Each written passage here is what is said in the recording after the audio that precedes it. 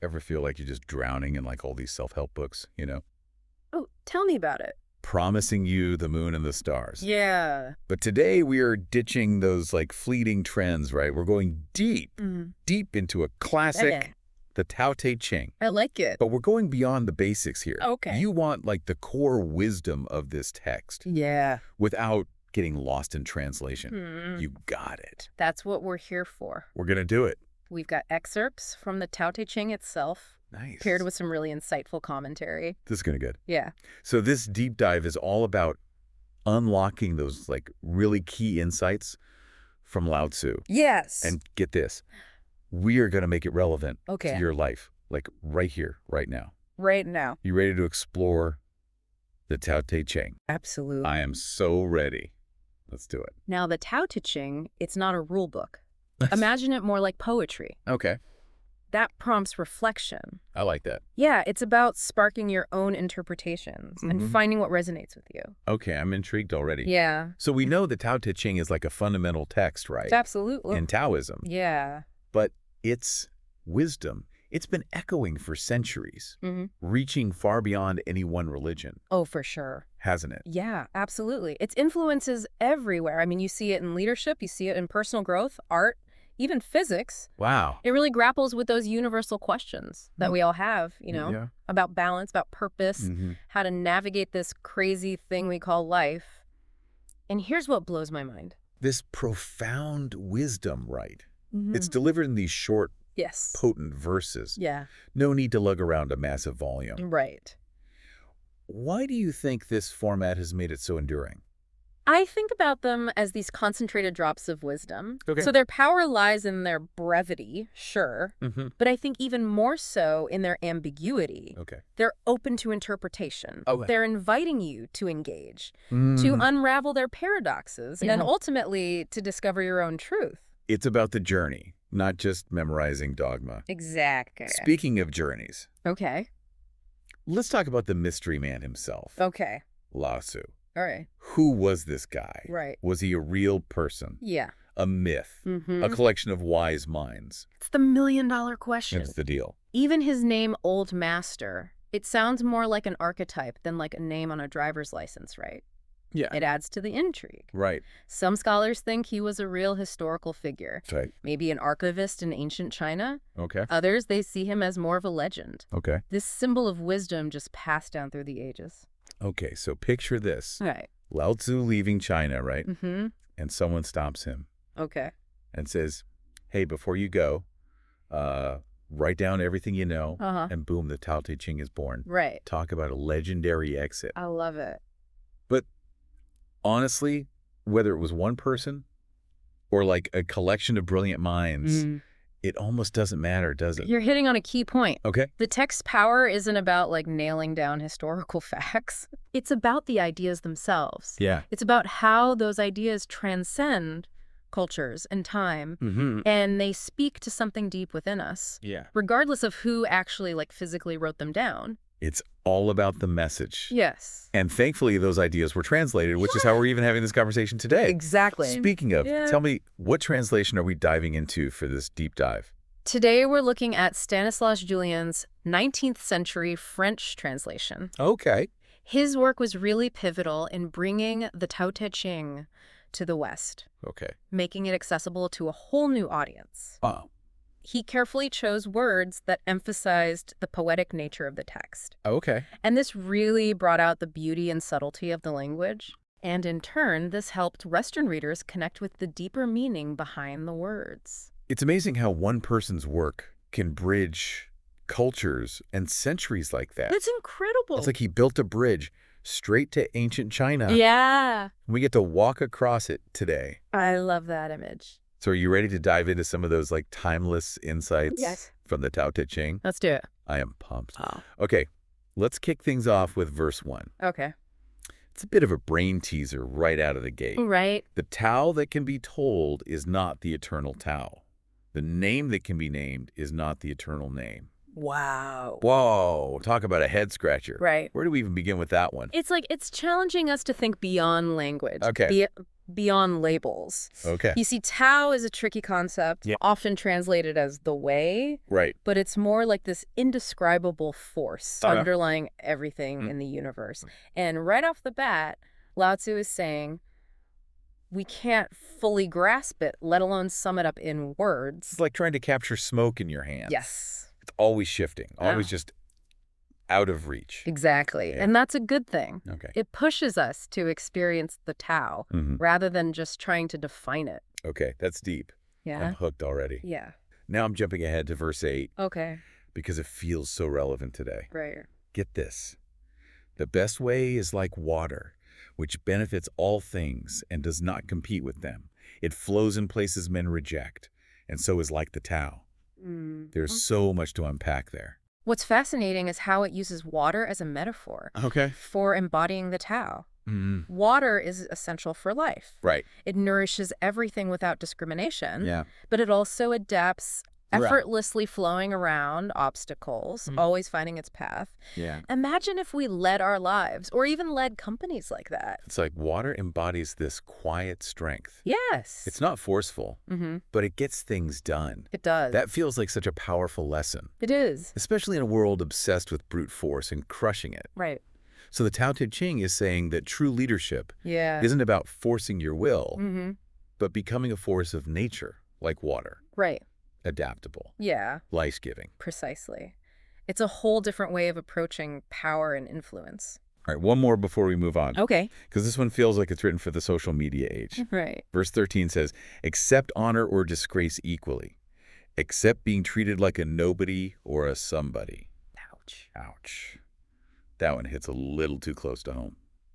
This verse is a potent reminder about the fleeting nature of external validation. Yeah. It's like a warning against getting too attached to praise or devastated by criticism. Yeah. True peace comes from within. Okay. From a place of inner stability that doesn't crumble under the weight of other people's opinions. Easier said than done in the age of likes and followers, right? Right. It's like, how can we possibly escape those external pressures? It's a practice, not a destination. Okay. By cultivating inner strength and self-awareness, we start to loosen the grip of those outside influences. We find our center. So many profound thoughts already. I know, it's amazing. And we're just scratching the surface. I know it. Let's take a breath. Let these ideas sink in. Yeah. And then we'll be back to explore even more wisdom from the Tao Te Ching.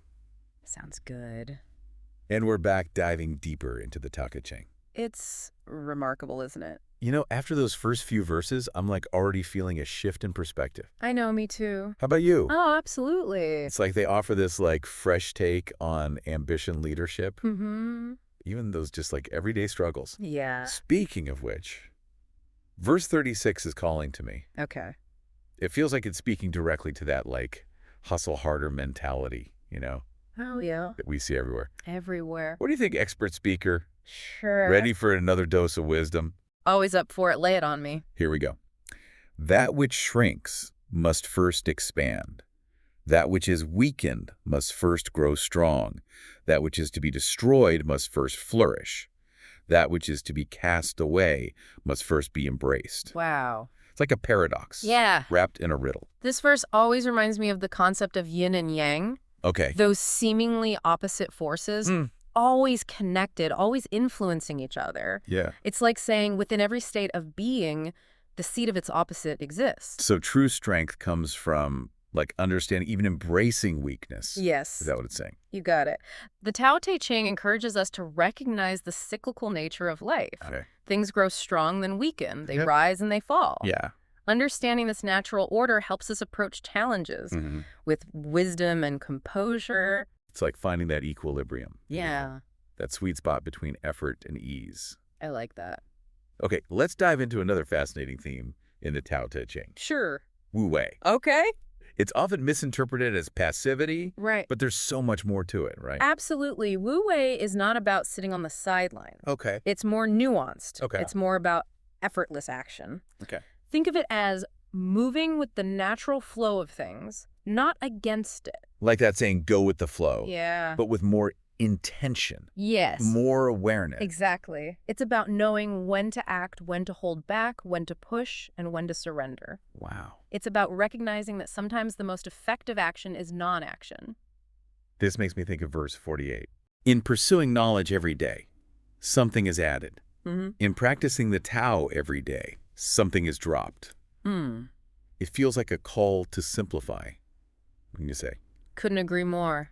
In a world that's constantly telling us to accumulate more, Right? more stuff, more knowledge, more accomplishments, Yes. the Tao Te Ching suggests a different path, letting go. It's like clearing out the clutter in our homes, but for our minds and spirits. Exactly. Letting go of what's not serving us Yes. to make space for what truly matters. Exactly. Imagine approaching your to-do list with this mindset. Okay. Instead of cramming more in, Right. you ask, what can I let go of today to create more space, more energy for what truly matters? So it's not about becoming hermits, Right. but about approaching life from a place of grounded awareness. Yes. We're not just reacting to every notification, Right. every demand. Yeah. We're responding with intention Yes. from that centered place within. Exactly. And from that centered place, we can lead more effectively, connect more authentically, and navigate those curveballs life throws with more grace.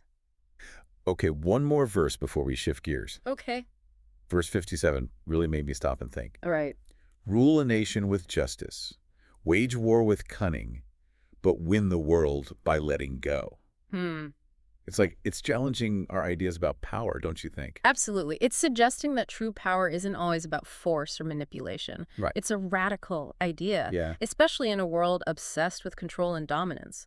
It's about leading with integrity, Yes. with authenticity. It's about trusting that by aligning with the Tao, things will unfold as they should. Right. But what does that even look like in the real world? Right. How can we be expected to just let go in the middle of, like, a boardroom showdown, Yeah. a family argument? That's where it gets interesting. We're not Yeah. talking about passive resignation. Okay. It's more about cultivating a deep sense of trust Okay. in the process, in ourselves. Okay, so give me an example. Sure. How could someone apply this idea of winning by letting go in a real-life situation? Imagine you're in a heated debate at work. Okay. Everyone's digging in their heels. Tensions are high. Yeah. Instead of meeting that energy with more force, Okay. you take a breath. Hmm. You create space. Okay. You listen deeply to understand it, not just to respond. Yeah. You might even find that by releasing your grip on being right, a new solution emerges. Wow. One that wouldn't have been possible in that atmosphere of conflict. It's like you're changing the entire dynamic just by shifting your own energy. Exactly. That's powerful stuff. It's about recognizing that sometimes the most effective way to influence a situation is not to force it, but to create the space for a more harmonious outcome to naturally unfold. Yeah. It's a powerful concept. Right. And one that takes practice to master. Speaking of practice, I'm starting to feel like I need to revisit these verses again and again Me too. to really absorb their depth. The Tao Te Ching is a gift that keeps on giving. Yeah. Each time I come back to it, Right. I find a new layer of meaning, a new insight. It's like a lifelong dialogue. It really is. And that's what's so exciting. It's a journey, not a destination. Exactly. But we're not done with our exploration just yet. Oh, no. When we come back, let's bring this all together. Oh. We've unpacked these ideas. Yeah. But how can we as listeners start to embody the Tao Te Ching Right. in our daily lives? Right. Stick around. We'll be back to explore just that. Welcome back to the Deep Dive. We've been exploring the wisdom of the Tao Te Ching, right? Yes. Those ancient verses that still feel surprisingly relevant today. I know it. But it's not just about understanding these ideas intellectually, is it? No. It's about embodying them, about letting them like ripple out into our lives. Yes. So as we wrap up our deep dive, Okay. let's shift gears from exploration Okay. to application. I like it. So as you've been listening, What's been standing out to you? what's resonating with me is this idea of Wu Wei as a form of leadership. Okay. You know, we often think of leaders as needing to be so assertive, you know, Right. even domineering at times. Yeah. But the Tao Te Ching suggests that true leadership can also be about stepping back, Okay. listening deeply, Mm-hmm. and trusting that things will unfold as they should. Okay. It's about creating the space for that collective wisdom to emerge. That's a powerful thought, Mhm. especially in a world that often glorifies, like, the go-getters, right? Oh, yeah. The one who charges ahead no matter what. Mm. You know, it makes me think about verse 77. Mm-hmm. The Tao of heaven is like the bending of a bow. The high is lowered and the low is raised. The excessive is reduced and the insufficient is supplemented. It's like it's talking about finding that equilibrium, you know, that sense of balance in every area of life. It's a beautiful image, isn't it? Yeah. The bow pulled, taut, storing potential energy, Yeah. but then releasing the arrow with precision and grace. Right. It reminds us that true strength isn't about forcing things, Right. but about finding that point of balance Okay. where we can effortlessly navigate the challenges and the opportunities that come our way. And the point of balance might look different for everyone. Exactly. Right. Yeah. It's about finding your Tao. Yes. That path that feels aligned with your values, with your purpose. Precisely. Right. It's about asking yourself, what feels effortless? Okay. Where do I feel most energized and alive? When I'm faced with a challenge, how can I approach it with a sense of curiosity and openness rather than resistance? Those are great questions to reflect on. Yeah. It's like we're being invited to approach life as a practice, not a performance. Yes. To embrace the journey with all of its twists and turns, knowing that there's always something new to learn, always room for growth. And that's what makes the Tao Te Ching so endlessly fascinating. Right. It's not a set of rules to memorize. Right. But a wellspring of wisdom to revisit throughout our lives. It's like a trusted guide whispering timeless truths in our ears. Yes. If we can only quiet our minds enough to listen. Right. So as we wrap up this deep dive into the Tao Te Ching, Yes. we leave you with this in a world that often feels chaotic and demanding. Yeah. How can you embrace the principles of Wu Wei, of effortless action, to find more balance, purpose, and fulfillment in your own life? Keep exploring. Keep questioning. Yeah. And most importantly, keep diving deep. Expert speaker. No. This was fantastic. It was my pleasure. Until next time, I'm your host. And I've been your expert. And remember, keep diving deep.